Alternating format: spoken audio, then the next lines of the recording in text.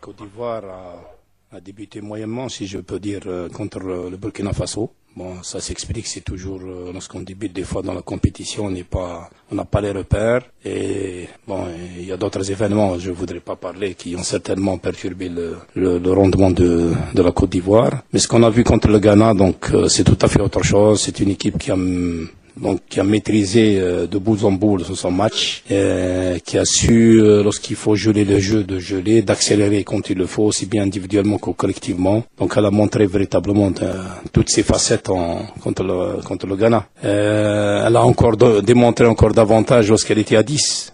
Cette solidarité aussi dans l'équipe. C'est un match de quart de finale de très haut niveau, donc contre une grosse, il faut le dire, une très grosse équipe.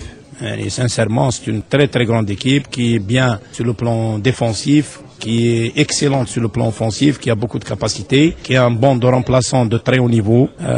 C'est une équipe qui est là depuis, elle n'est pas par hasard. Elle est dans toutes les Coupes d'Afrique, notamment toujours dans le dernier lot, dans les 4 meilleures équipes, dans toutes les dernières Coupes d'Afrique, et s'est qualifiée maintenant la deuxième fois successive en Coupe du Monde. Elle a perdu aucun match, de qualification pendant le 3e tour.